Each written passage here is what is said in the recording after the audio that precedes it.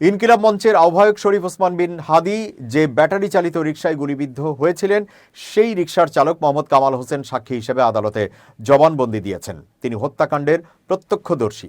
মামলার তদন্ত কর্মকর্তা ডিবি পুলিশের ইন্সপেক্টর ফয়সাল আহমেদ কামাল হোসেনকে আদালতে হাজির করেন এবং সাক্ষী হিসেবে তার জবানবন্দি রেকর্ডের আবেদন করেন। আবেদনে তদন্ত কর্মকর্তা উল্লেখ করেন, মামলাটি একটি চাঞ্চল্যকর হত্যা মামলা। ঘটনার সময় ওসমান হাদি সাক্ষী মোহাম্মদ কামাল হোসেনের চালিত অটোরিকশায় মতিঝিল এলাকার খলিল হোটেল থেকে সোহরাওয়ার্দী উদ্যানের উদ্দেশ্যে যাত্রা করছিলেন। যাত্রাপথেই ঘটনাস্থলে তিনি গুলিবিদ্ধ হন। রিকশা চালক কামাল হোসেন পুরো ঘটনার প্রত্যক্ষদর্শী এবং তিনি স্বতঃস্ফূর্তভাবে আদালতে নিজের বক্তব্য দিতে আগ্রহ প্রকাশ করেছেন। মামলার সুষ্ঠু তদন্তের স্বার্থে তার জবানবন্দি রেকর্ড করা জরুরি বলে আবেদনে উল্লেখ করেন তদন্ত কর্মকর্তা।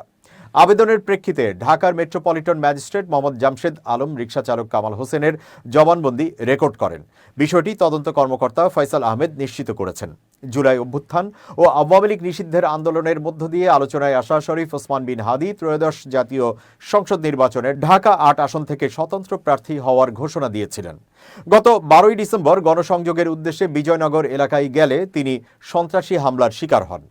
ঘটনার সময় চলন্ত ব্যাটারি চালিত রিকশায় থাকা ওসমান বিন হাদিকে চলন্ত একটি মোটরসাইকেলের পেছনে বসে থাকা আততায়ী গুলি করে।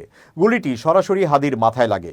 গুরুতর আহত অবস্থায় তাকে দ্রুত ঢাকা মেডিকেল কলেজ হাসপাতালে নেওয়া হয়। সেখানে অস্ত্রোপচার শেষে ওই রাতেই তাকে ঢাকার এভার কেয়ার হাসপাতালে ভর্তি করা হয়। পরে অবস্থার অবনতি হলে ২ দিন পর এয়ার অ্যাম্বুলেন্সে করে তাকে সিঙ্গাপুরে নেওয়া হয়। সেখানে চিকিৎসাধীন অবস্থায় গত ১৮ই ডিসেম্বর শরীফ ওসমান বিন হাদির মৃত্যুর খবর আসে। হাদি গুলিবিদ্ধ হওয়ার ঘটনায় গত ১৪ই ডিসেম্বর ইনকিলাব মঞ্চের সদস্য সচিব আবদুল্লাহ আল জাবের বাদী হয়ে একটি হত্যা চেষ্টা মামলা দায়ের করেন। পরবর্তীতে হাদির মৃত্যুতে মামলাটি দণ্ডবিধির ৩০২ ধারা যুক্ত হয়ে হত্যা মামলায় রূপান্তরিত হয়। এই মামলায় এখন পর্যন্ত ১১ জনকে গ্রেফতার দেখানো হয়েছে।